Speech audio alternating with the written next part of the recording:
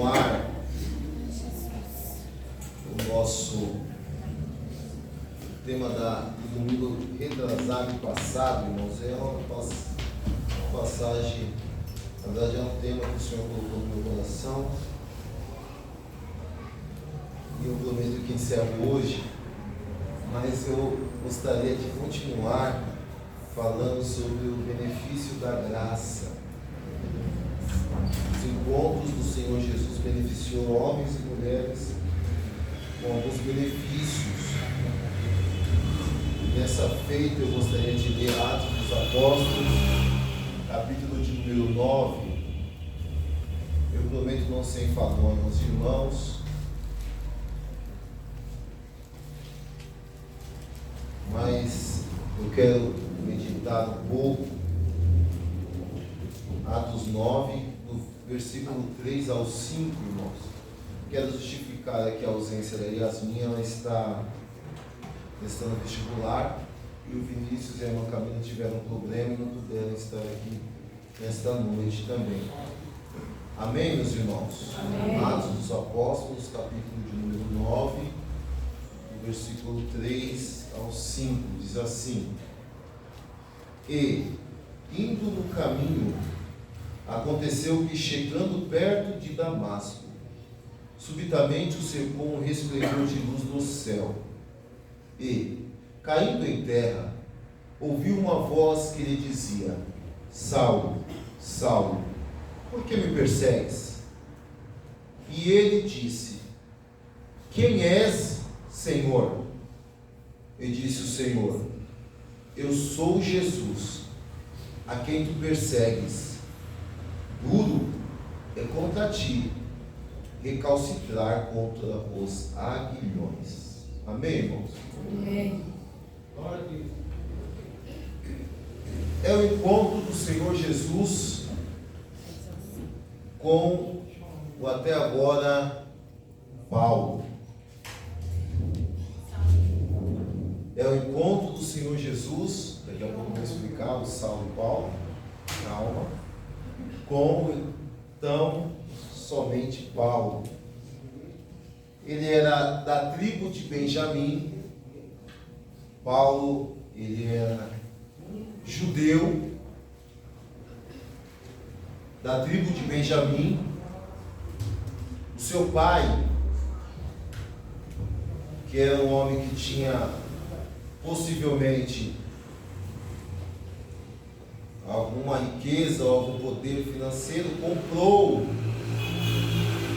cidadania romana, alguns benefícios da cidadania romana, e por conta disso, Saulo é o nome de batismo dele, mas quando vindo para a sua cidadania romana, ele tem essa mudança para Paulo. Na verdade, Deus não mudou o nome de Paulo. Saulo e Paulo têm o mesmo significado, só muda a questão da linguística.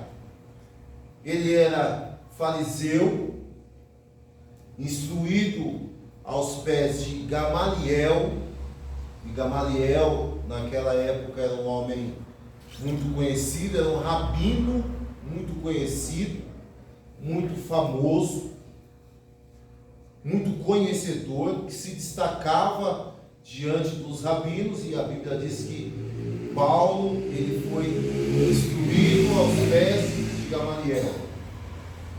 Ele era frequentador da escola judaica e se preparava para ser um grande rabino também. Então, era um homem judeu, muito estudado, com uma formação acadêmica inquestionável, e por conta disso, a Bíblia relata que ele se sobressaía aos demais da sua idade, nos costumes e nos ritos. E a Bíblia diz que por conta desses costumes, e por conta da sua seita, Paulo, quando observa o Evangelho, o crescimento do Evangelho, na verdade, já os discípulos, que naquele momento já eram apóstolos, pregando essa nova doutrina, esse novo costume, essa nova religião, ele começa a perseguir a igreja. E quando se inicia essa grande perseguição aos seguidores de Jesus, ele é um dos que encabeçam essa perseguição. Paulo, o Saulo, que até então não obtinha o título de apóstolo, foi um dos maiores perseguidores da igreja no primeiro século. E tudo, irmão, ele era tido, como um dos mais cruéis. No início da perseguição ao apóstolo Paulo, ele foi tido como um dos mais cruéis. Mas isso tudo até o capítulo de número 9 do Atos dos Apóstolos, quando Deus permitiu a Paulo um grande encontro. Louvado seja o nome do Senhor. Até então, até o capítulo 9, nós vemos Paulo perseguindo, nós vemos Paulo adentrando em casas, nós vemos Paulo tomando cartas para perseguir fora da sua região aqueles que se diziam seguidores de Cristo.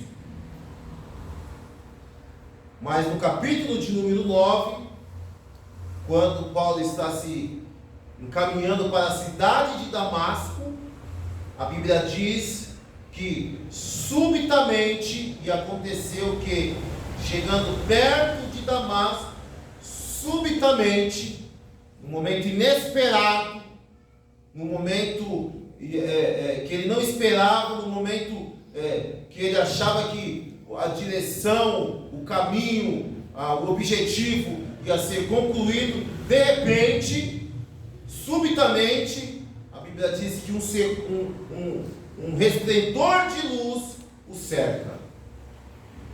Era um encontro que Deus oportunizou ao apóstolo Paulo.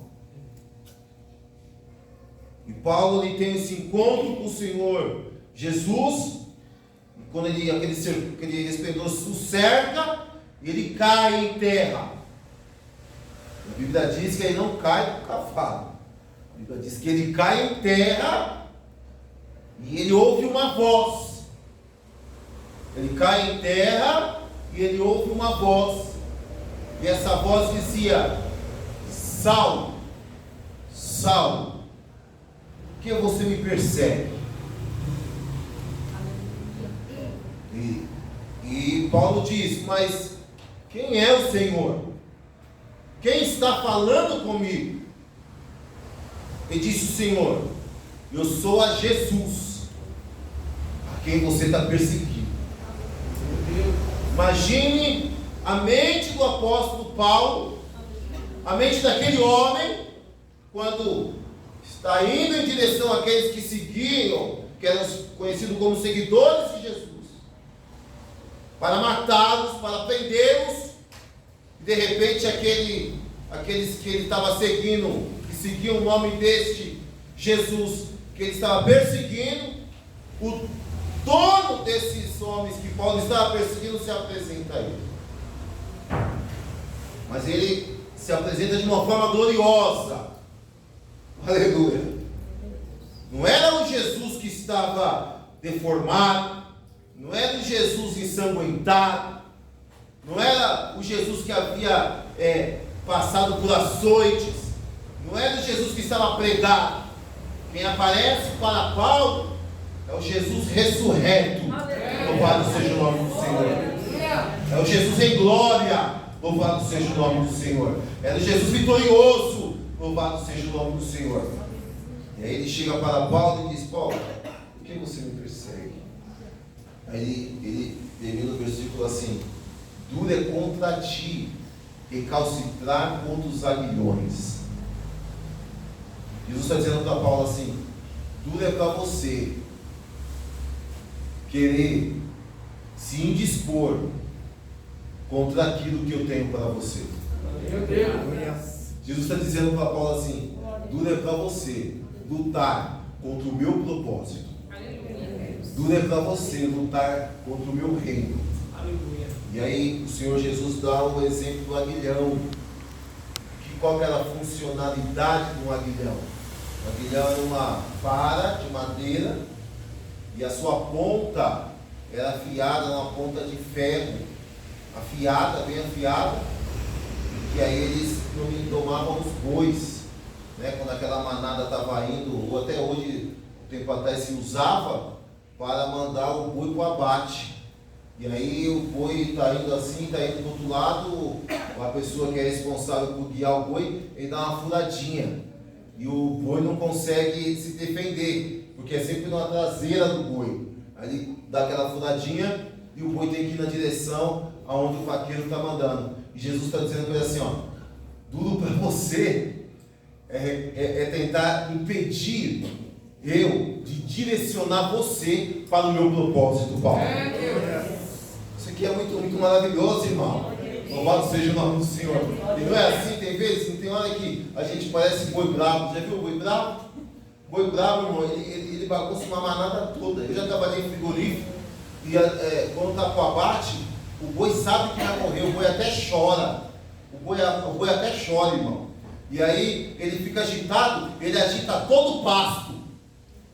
Mas ele sabe que vai morrer, sabe que é a vez dele. Quando ele é tirado daquele tanto para o outro tanto, ele sabe que o propósito dele é o quê? É ir para o abate. Jesus está dizendo assim: Paulo, você vai de qualquer forma entrar no centro da minha vontade, Paulo. E foi assim com a gente também. Louvado seja o nome do Senhor. Eu não sei em que momento você teve esse encontro, mas eu lembro do meu encontro. Eu lembro que o meu pai me forçou a ir para a igreja. Meu irmão já estava na igreja, o pai falou assim: você vai levar hoje ele para o culto. Eu falei assim: não vou não, vai levar ele para o culto. Se você não for levar ele para o culto, eu vou pegar a chave do carro. Aí eu falei assim: mas eu tinha uma outra programação, pai, e tal. Eu ia hoje, mas só voltava amanhã. Deus, o pai falou assim: não, hoje você leva o seu irmão para o culto, e depois você traz ele, e depois você vai. Eu falei assim: aí bagunçou todo o meu negócio. Mas tá bom, eu precisava do carro. Aí eu levei o Jonas para o culto. E eu lembro que eu levei o Jonas para o culto. Aí estava um culto de mocidade. Aí eu subi para a galeria. Falei, e não acabava, filho. O culto de jovem é uma bênção, né? Começa às 7, vai até às 7 do outro dia, se deixar. Se o pastor não estiver presente, então aí, irmão, abaixa a luz, faz gestinho, faz dancinha, é uma maravilha. E eu lembro que eu estava na galeria, e aí começou o culto, e aquele culto ali foi indo, e eu pensando na onde que eu ia, e qual era o meu outro objetivo. Mal sabia eu que eu estava entrando no centro da vontade de Deus. E aí Deus usou ali uma irmã para falar comigo, e ela foi revelando algumas coisas para mim, eu não entendia. E ela foi falando as coisas da minha vida. E quando ela falou, acabou o culto, que eu estou saindo para ir para casa. Eu falei para o meu irmão: quando eu chegar em casa hoje, eu vou te dar uma surra, para você nunca mais falar da minha vida para ninguém. Aí ele disse para mim: mas eu não falei sua vida para ninguém. Eu falei: aquela pretinha lá, ó, ficou falando da minha vida lá, porque você ficou falando. Ele falou assim: eu nem conheço ela. Aí eu já fiquei com a pulga atrás da orelha. Eu falei: como assim não conhece ela? Como que ela sabe das coisas? Como que ela sabe do que eu tenho vivido? Como que ela sabe de onde eu tenho andado? Não era ela. Louvado seja o nome do Senhor. Era o Espírito Santo de Deus. Passou-se uns dias, no outro domingo eu falei: eu vou lá nesse culto. Vou lá nesse culto e vou lá. Porque tem alguma coisa diferente. Vamos ver se Deus vai falar comigo mesmo. E aí eu lembro que eu estava no culto. Duro é para nós recalcitrar contra os aguilhões. E eu cheguei no culto, e eu lembro que foi a irmã Marinalva que foi pregar ali na Vila Carolina. E aí ela não estava no culto da mocidade. No culto da mocidade, uma irmã, Deus usou uma irmã para falar comigo, pessoalmente. E dura para nós querer recalcitrar contra a vontade de Deus. Naquele dia foi diferente. Ao invés de ela falar diretamente comigo, ela começou a pregar. E começou a confirmar tudo que a outra irmã tinha falado. Aí eu fiquei, sabe quando você vai diminuindo? Será que essa mulher também sabe da minha vida? E eu lembro que ela estava pregando e ela começou a citar o Salmo 46, dizendo: e há um rio, cujas correntes alegram a cidade de Deus, a morada do santuário do Altíssimo. Deus está no meio dela. Ela disse assim: e há um rio que desce do trono de Deus agora. E esse rio está descendo pelo altar. Ela falou, quando ela disse isso, irmãos, a minha visão parece que se abriu. E você acreditando ou não, mas eu acredito, eu vi a água correndo da parede do altar da igreja. E a água começou a correr, uma água cristalina e correndo, parecia uma cachoeira. E ela disse: e essa água vai descer para a igreja. E quando ela ia falando, eu vi a água descendo. Essa água vai para o ciclo de oração, vai passar na mocidade e vai chegar na nave da igreja. Quando ela falou assim, vai chegar na nave da igreja, eu vi a água batendo nos meus pés. As águas batendo nos meus pés. Eu senti a água batendo no meu pé. E aí ela disse assim: Deus está te chamando para mergulhar neste rio. Quem quer aceitar Jesus? Eu levantei minha mão. Foi meu encontro, foi desse jeito. E eu senti o Senhor me chamando, e o Senhor me chamou. E fazem 18 anos que, pela misericórdia de Deus, eu estou na presença do Senhor Jesus. Mas o apóstolo Paulo foi diferente. Deus jogou ele no chão, caiu. Quando o Senhor se declara para ele, eu fico imaginando como ficou a mente daquele homem. E aí, irmãos, eu gostaria de falar aqui 5 lições. 5 lições que a graça de Deus oportunizou ao apóstolo Paulo. A primeira lição, glórias, louvado seja o nome do Senhor. Glórias. A graça de Deus oportunizou a Paulo um recomeço. Oportunizou a Paulo, a graça nos dá a oportunidade de recomeçar. Aleluia. Observe a trajetória dos apóstolos, abre aí, capítulo de número 8, versículo de número 1. Paulo dá o aval para a morte de Estevão. Atos dos Apóstolos 8:1. Diz assim: e também Saulo consentiu na morte dele, e fez-se naquele dia uma grande perseguição contra a igreja que estava em Jerusalém. E todos foram dispersos pelas terras da Judéia e da Samaria, exceto os apóstolos. Então Paulo, ele concebeu com a morte e o apedrejamento de Estevão. O apóstolo Paulo, no julgamento, Estevão estava presente. E quando Estevão começa a pregar e ele não abre mão, não nega o Senhor Jesus, o apóstolo Paulo concebeu: pode apedrejá-lo. Atos dos Apóstolos, capítulo de número 8, versículo de número 3, Paulo assola e prende crentes. Olha só, e Saulo assolava a igreja, entrando pelas casas e arrastando homens e mulheres, os encerrava na prisão. Antes desse encontro, primeiro, Paulo deu aval à morte de um grande homem de Deus. Segundo, ele entrava nas casas, assolava as igrejas, puxava os crentes pelo cabelo, prendia os crentes. Observe, Atos dos Apóstolos, capítulo de número 9 e versículo de número 1. Paulo recebe liberação para caçar os crentes. E Saulo, 9:1, e Saulo, respirando ainda ameaças e mortes contra os discípulos do Senhor, dirigia ao sumo sacerdote, e ele pede liberação para ir até Damasco, e recebe essas cartas. Paulo recebe liberação para caçar crente.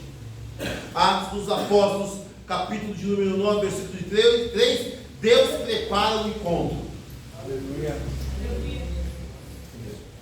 E, indo no caminho, aconteceu que, chegando perto de Damasco, subitamente cercou um resplendor de céu, céu, da luz do céu.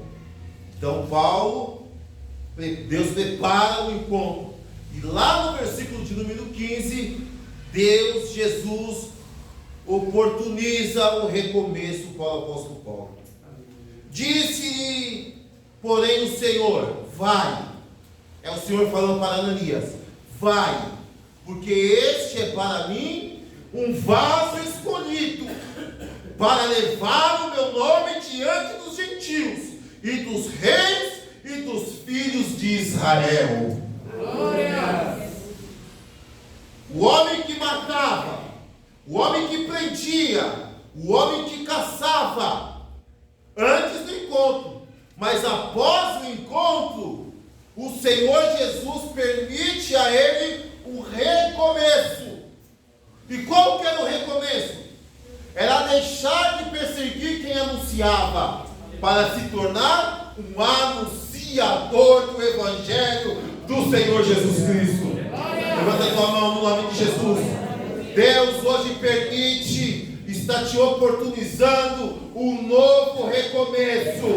Se você acreditar, o Senhor te permite hoje, agora, um novo recomeço. E tudo se fez novo, assim te diz o Senhor.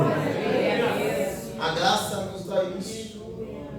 A graça nos dá a oportunidade de recomeçar. A graça nos dá a oportunidade de recomeçar. Hoje você pode tomar uma atitude de recomeçar. Pastor, mas eu já fui melhor, mas hoje o Senhor te dá, hoje o Senhor muda, vira a página e diz para você: comece de novo.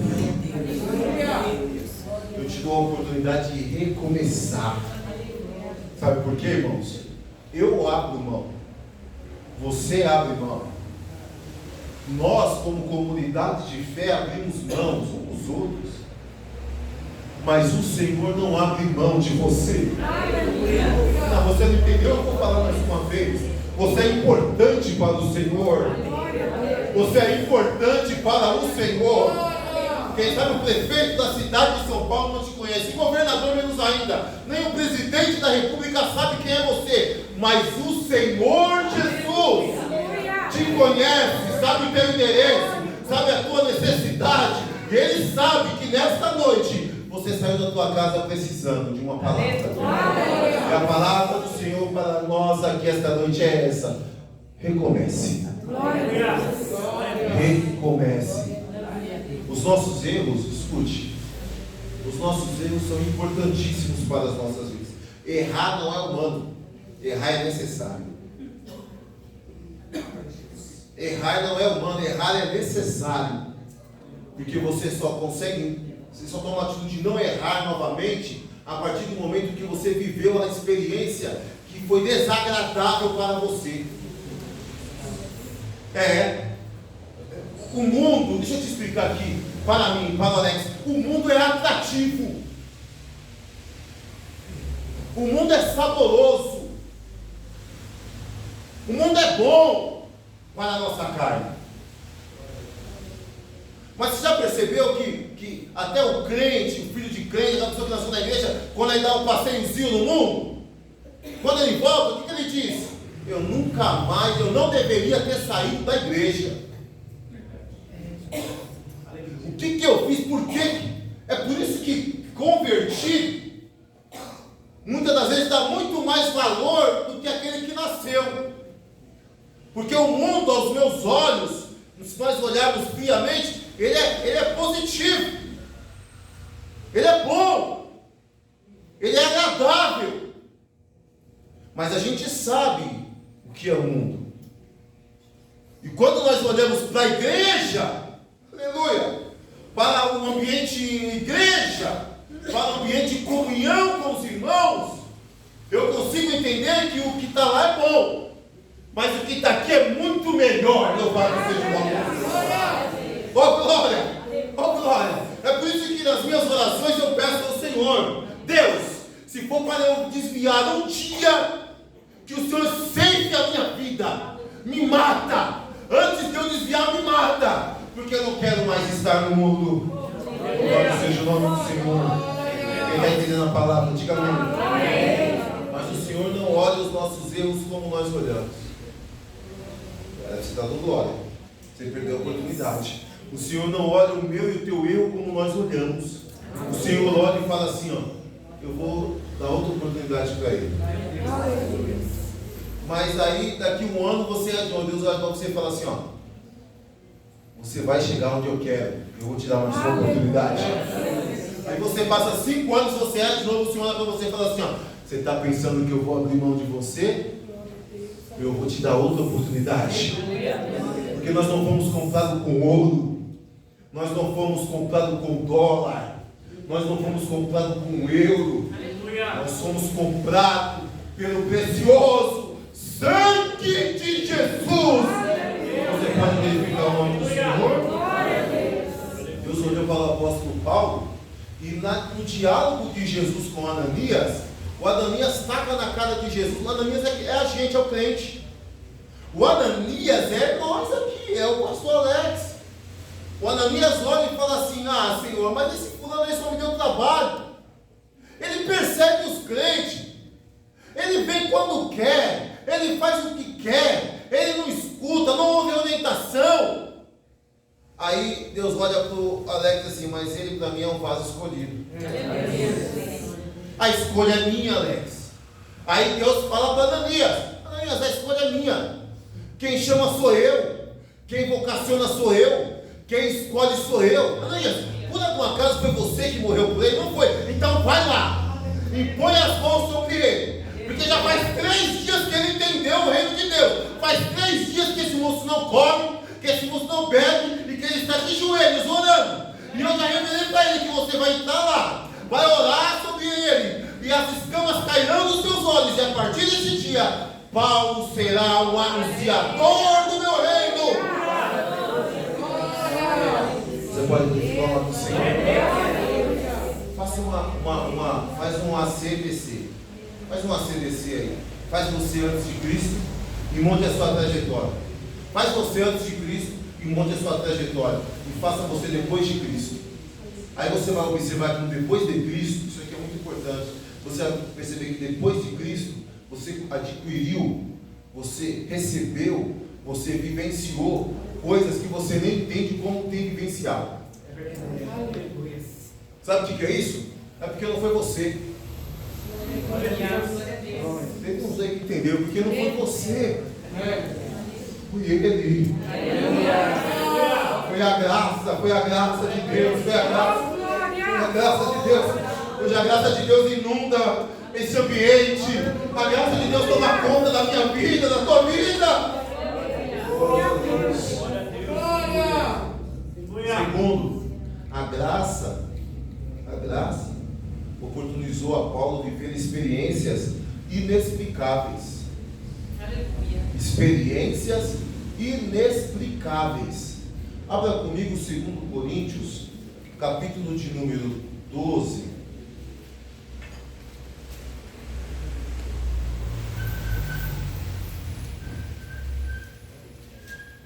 Segunda Coríntios, capítulo de número 12. Olha isso. Em verdade, versículo 1, em verdade que não convém gloriar-me, mas passarei as visões e revelações do Senhor. Aí Paulo diz assim, ó, conheço um homem, ele está falando na terceira pessoa, né? É ele. Conheço um homem em Cristo, que há 14 anos, se no corpo não sei, se fora do corpo não sei, Deus o sabe, foi arrebatado até o terceiro céu. E sei que o tal homem, se no corpo, se fora do corpo, não sei, Deus o sabe, foi arrebatado ao paraíso. E ouviu palavras inefáveis, de que ao homem não é lícito falar. Ele ouviu coisas que, para falar, os homens, se ele falasse os homens, a mente do homem não compreenderia. Ele diz assim, olha, eu fui arrebatado, mas eu sei que eu fui para o paraíso, mas eu não sei se eu fui no corpo, não sei se eu fui fora do corpo. Foi uma experiência gigante, e eu não sei explicar. Aleluia. E a graça, ela nos traz isso, ela nos traz essas vivências, de experimentarmos coisas inexplicáveis.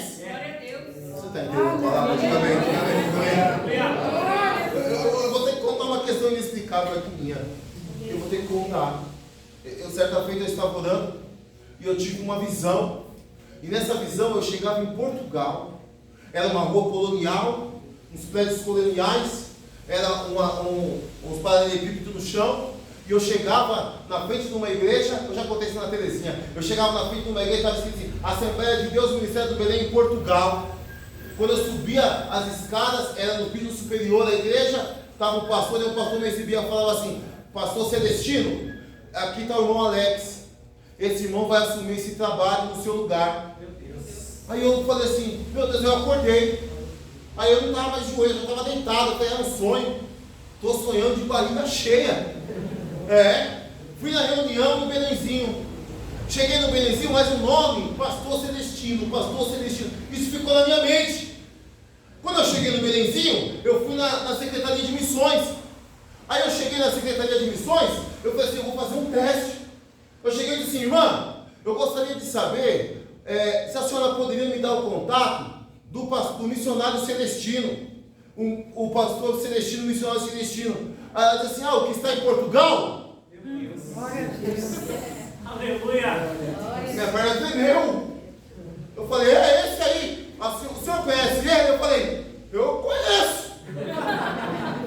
Eu conheci ele. Assim, o senhor conheceu ele aonde? Ele é de Itapetinga, Pindamonhangaba, não é nem Pindamonhangaba, é alguma coisa aqui para o interior de São Paulo. Aí eu disse assim: não, irmã, eu conheci ele em sonho.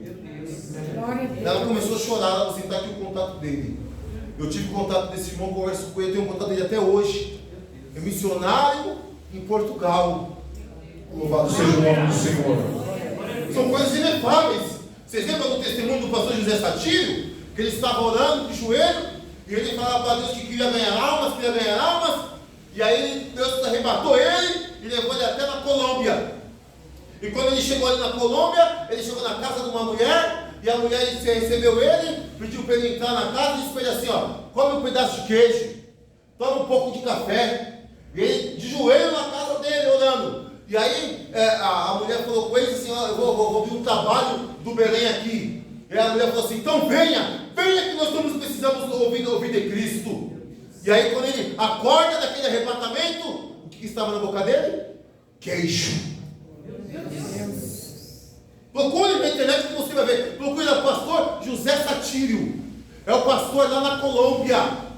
A maior igreja da Colômbia é do Belém, é do pastor José Satírio. Louvado seja o nome do Senhor. É o homem chamado por Deus. Aleluia. Procure na internet aqueles jornalistas que foram presos, que as Farc sequestraram ele, que os governos tentaram fazer acordo, tentaram fazer alguma coisa para trazer ele de volta. Eles só devolveram os jornalistas porque o pastor José Satírio chegou lá. E quando ele chegou, as mães daqueles homens que são ali das Farc, daquela força revolucionária, as mães deles serviam o Senhor na igreja deste homem. Aí eles devolveram os jornalistas e disseram assim: esse homem é um homem de Deus. Deus nos permite viver experiências inexplicáveis. O nosso Deus é o mesmo Deus do inexplicável. E as portas dos céus estão abertas sobre nós aqui esta noite. A graça se manifesta sobre nós aqui esta noite, para que nós vivamos experiências inexplicáveis. Você pode glorificar o nome do Senhor.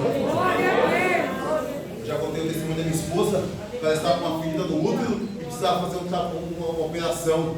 E aí nós estávamos na festividade do círculo de oração na Lapa. Tem uma oportunidade que não pode ser perdida. E passou o primeiro dia nada, segundo dia nada, no terceiro dia o pastor Elias começou a pregar. Ele começou a pregar fora do texto. De repente ele apareceu e falou assim: Jesus cura hoje. Aleluia. Jesus pode curar agora. Aleluia. Irmão, foi uma manifestação. O Espírito Santo tomou a igreja. A Cristina voltou para fazer o exame e sumiu a ferida. Ele fez o exame e sumiu a ferida. Porque o Senhor, a graça de Deus, nos dá a oportunidade de viver experiências inexplicáveis. Manda a tua mão, você vai viver essas experiências. Nós vamos começar a viver essas experiências. Deus vai falar conosco de uma forma tremenda. Vai nos mostrar coisas tremendas. Vai nos revelar aquilo que está oculto e escondido.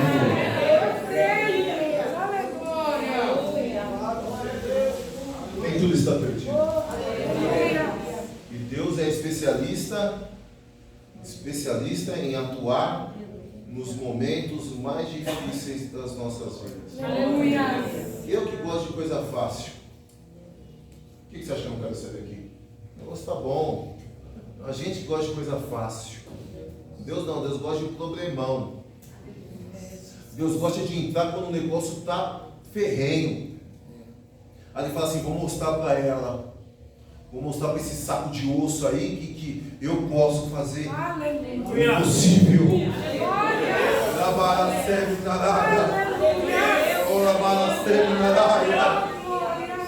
Glórias a Deus.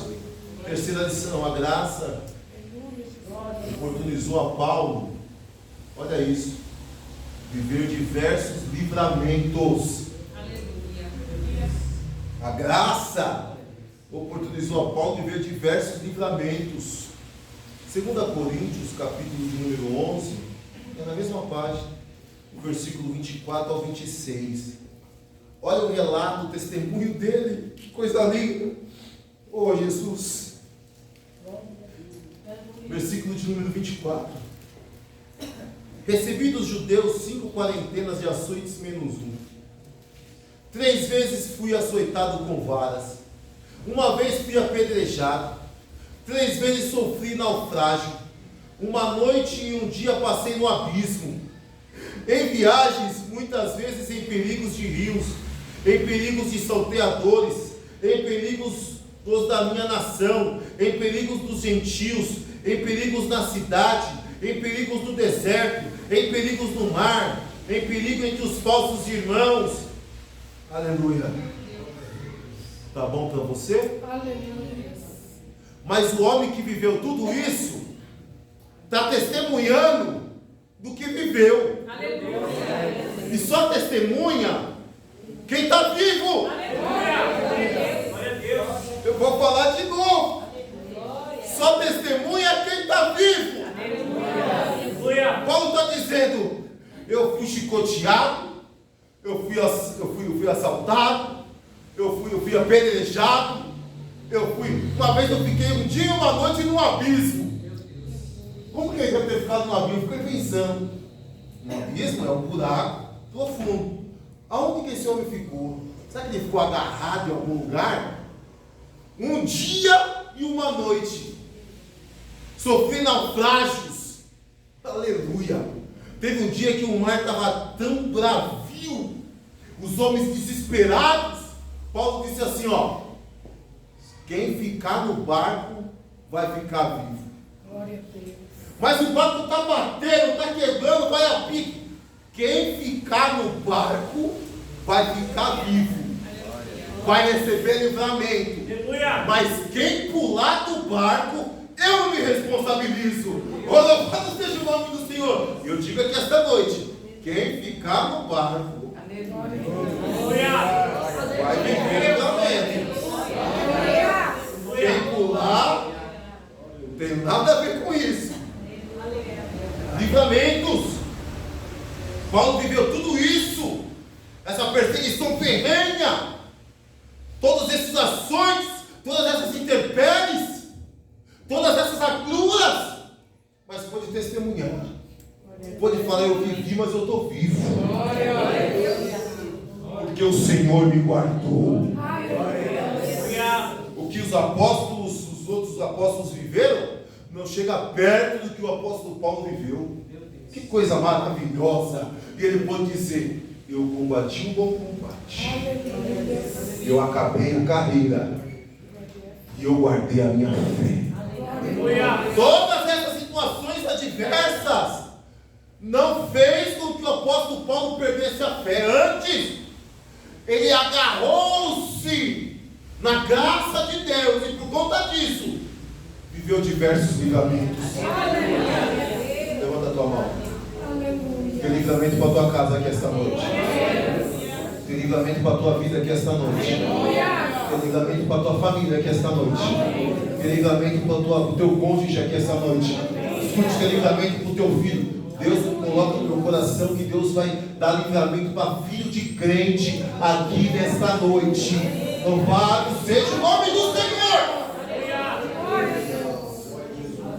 Vou contar um Hoje eu estou a fim de testemunhar. Aleluia. Vou contar o livramento que eu tive. Vou contar um livramento que eu tive. Eu falava para minha mãe e ela chorava, a velhinha chorava. Eu falava, mãe, não me acompanha não porque eu sou boêmio. Eu gosto da noite. Eu saí daqui para ir para a Zona Leste, lá na Vila Formosa.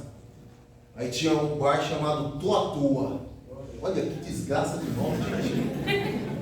É o Toa Toa. Olha. Aí eu cheguei nesse bar aí chamado Toa Toa. Aí meu primo estava lá, tinha uns amigos meus, nós arrumamos uma confusão. Quebramos todo mundo na porrada. O segurança conhecia a gente, aí jogou esse pessoal para fora, nós ficamos na balada. Era por volta de 4 horas da manhã. Eu estou saindo com meu amigo, um amigo meu chamado Nelson, ele estava fazendo direito, acho que estava no 5º ou no 6º ano já, 5º ou 6º semestre de direito. E aí nós estávamos lá, eu estava conversando com ele, aí eu vi, irmão. Eu estava de frente para a rua, ele de costas para a rua, nós estávamos com o pessoal assim, aí eu vi a moto vindo. Aí o rapaz da moto desceu, colocou a moto no pezinho, aí veio na direção do Nelsinho, aí sacou um 38, encostou na cabeça do Nelsinho aqui na minha frente, ele deu um tiro na cabeça do Nelsinho, eu vi a pólvora respirando, aquele fogo soltando. O Nelsinho caiu aqui no meu pé, e eu olhei para o rapaz, ele ficou com o revólver apontado para mim. Ficou com o revólver assim, apontado na minha cara. E eu fiquei parado ali, não sei quanto tempo que eu fiquei parado, mas eu fiquei parado, preso naquela situação, não tinha para onde correr, não tinha onde se esconder. Aí eu escutei um grito do meu primo, corre! Aí eu corri, o rapaz ficou apontando o revólver para mim assim, ó. E não atirou. Eu lembro que eu me joguei de uma barraca de hot dog, acabei com o hot dog na minha mão, me joguei na barraca, derrubei a barraca, foi salsicha, purê para tudo quanto é lado. O rapaz foi, colocou o revólver na Lucas. O rapaz foi, colocou o revólver na cintura, subiu na moto e foi embora. Naquele tempo, eu falava assim, ele não quis me matar. Ele não quis ceifar a minha vida. Aleluia. Mas não foi. Tinha minha mãe. Meu Deus. Certamente orava para que Deus guardasse eu nessa noite. Glória! Tinha um propósito de Deus na minha vida. Tinha um propósito de Deus na tua vida. Por isso que até hoje você não morreu. Foi por isso que até hoje você não desceu ainda a sepultura. Por isso que muitos dos nossos não descem a sepultura. Estava no quartel, 2005, estava aquele ataque do PCC e eu estava de sobreaviso, tive que trabalhar, ficar de frente na guarita. Eu era o único que tinha o porte para carabina 12 e 38, tinha que trabalhar na guarita, ali na Olavo Fontoura, a uns 2 quilômetros na frente tinha uma base na Brasleme, pode até hoje tem, uma base da Polícia Militar na Brasleme. Passou-se uns carros, aquele ataque do PCC, passou-se uns carros, e eles na frente da nossa guarita não fizeram nada, na outra guarita. Passaram com a metralhadora, mas metralharam a guarita, matou 2 policiais. Quando bateu no rádio, eu ouvi, eu falei assim, eles passaram aqui agora. E eles não fizeram nada com a gente. Não viram a gente, não é que não viu. Não é que não viu. Deus cega o inimigo. Eu estou dizendo que Deus cega o inimigo para guardar você, para guardar a tua família, para guardar o teu lar, para guardar a tua casa. Deus cega o inimigo. Livramento de Deus. Faça uma renúncia espiritual aí, teve quantas vezes Deus te livrou? Deus livra. E tem mais livramentos. Tem muito mais livramentos. Somos milagres. Louvado seja o nome do Senhor. Quarta lição. A graça oportunizou a Paulo entender e exercer misericórdia. A graça faz isso.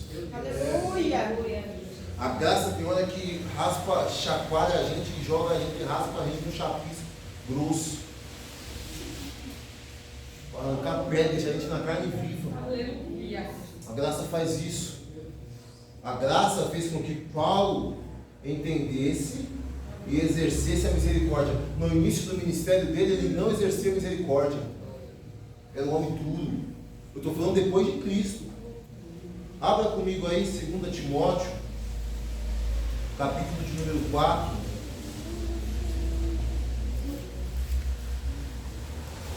2 Timóteo, capítulo de número 4, e o versículo de número 11.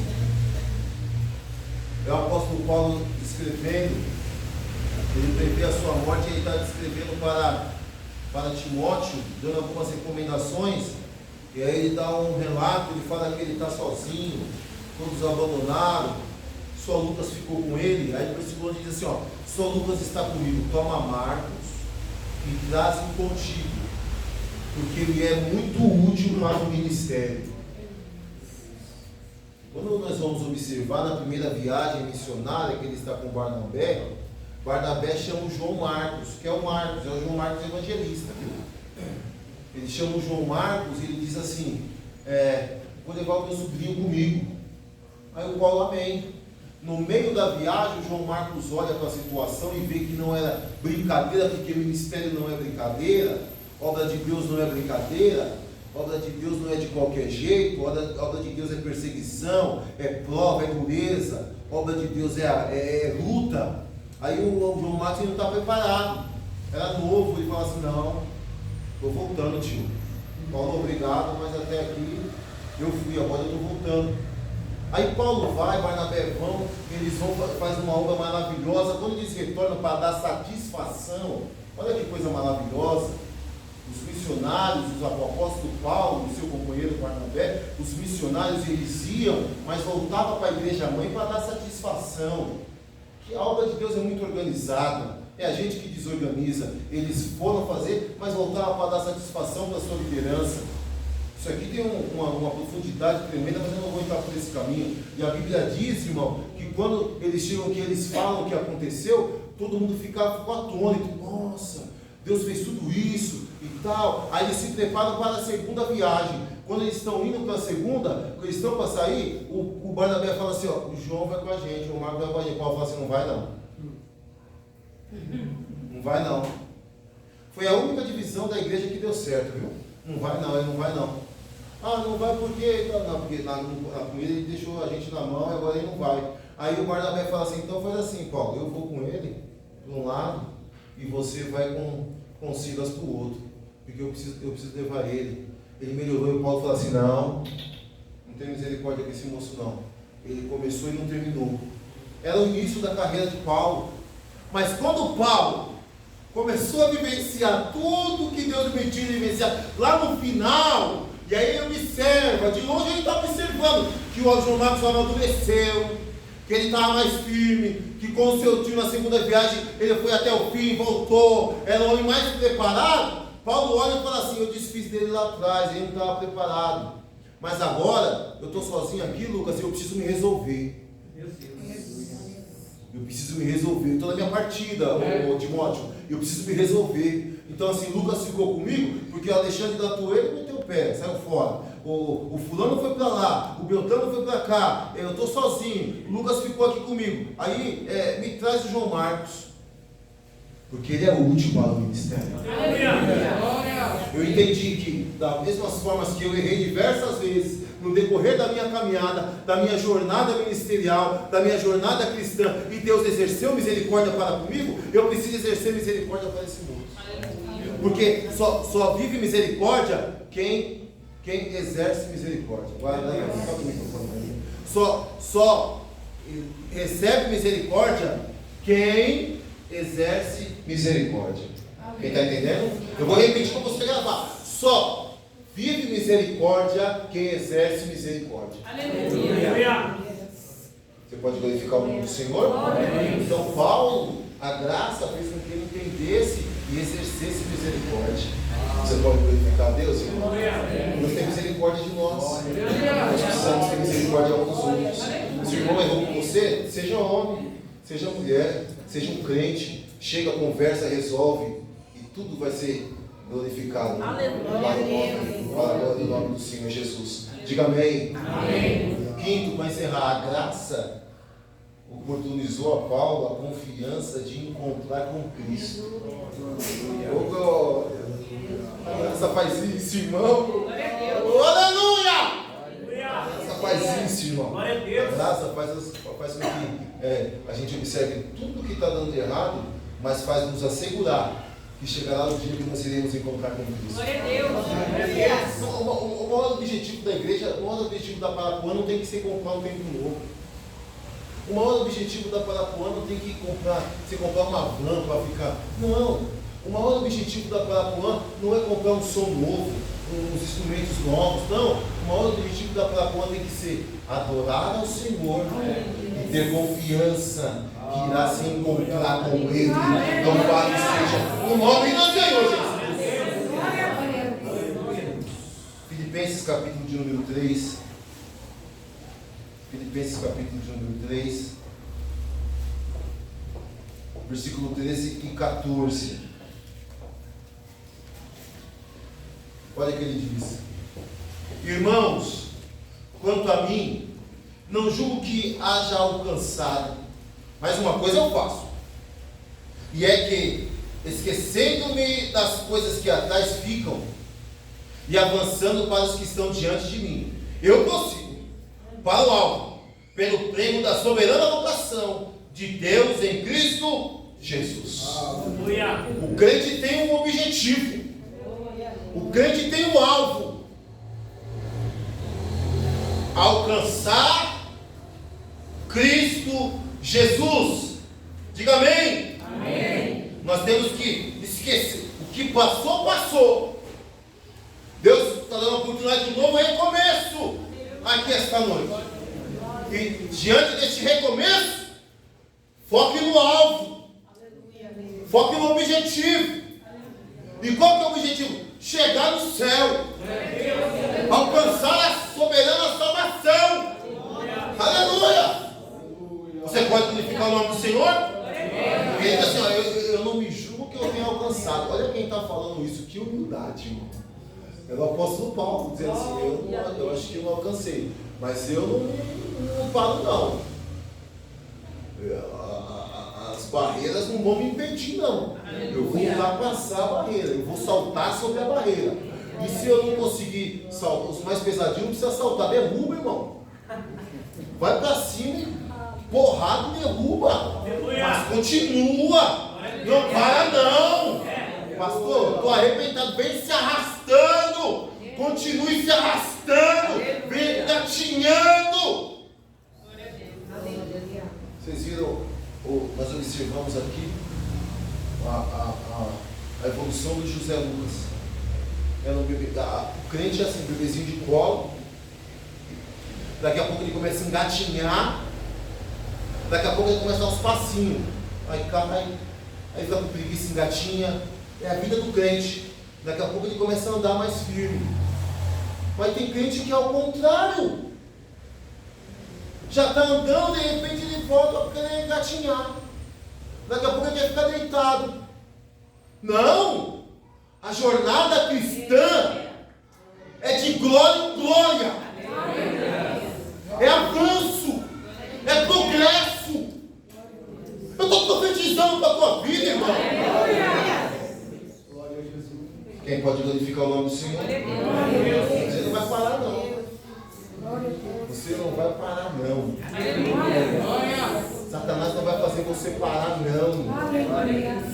Tu vai continuar caminhando. 2 Timóteo, capítulo de número 4. Eu sou zoião, irmão. Se não querem você caminhando lá, vem caminhar aqui comigo. Aqui eu quero todo mundo, irmão. Eu pesco mesmo, eu vou tá gravando?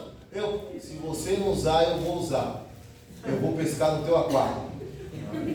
2 Timóteo, capítulo de número 4, versículos 7 e 8. Diz assim: combati bom combate, acabei a carreira, guardei a fé. Desde agora, a coroa da justiça me está guardada, a qual o Senhor, o justo juiz, me dará naquele dia, e não somente a mim, escute, e não somente a mim, mas também a todos os que amarem a sua vinda. Você fala assim, ó, eu tenho uma coroa preparada.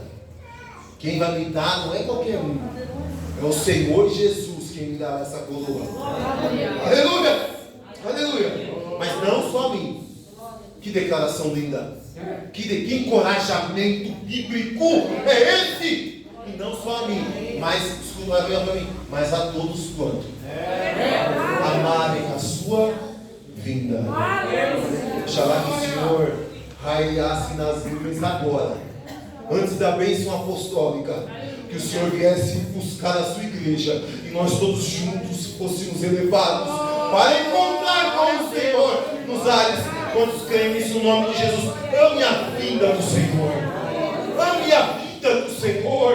Ame a vinda do Senhor. Você pode glorificar a Deus? A graça nos oportuniza hoje o recomeço. A graça nos oportuniza viver experiências inexplicáveis. A graça nos oportuniza viver diversos livramentos. A graça nos oportuniza exercer, entender e exercer a misericórdia. E a graça nesta noite nos dá confiança que nós iremos nos encontrar com o nosso Jesus. Até agora eu sou prego dele. Até agora nós ouvimos falar dele. Mas chegará o dia que nós nos encontraremos com ele. Falaremos com ele. Ah, irmão, se eu puder usar do meu tamanho, da minha força, eu vou ser o primeiro a dar um abração em Jesus, irmão. Se eu puder, irmão, se eu puder usar, irmão, eu vou usar, porque eu quero abraçar o meu Jesus. Eu quero tocar no meu Jesus.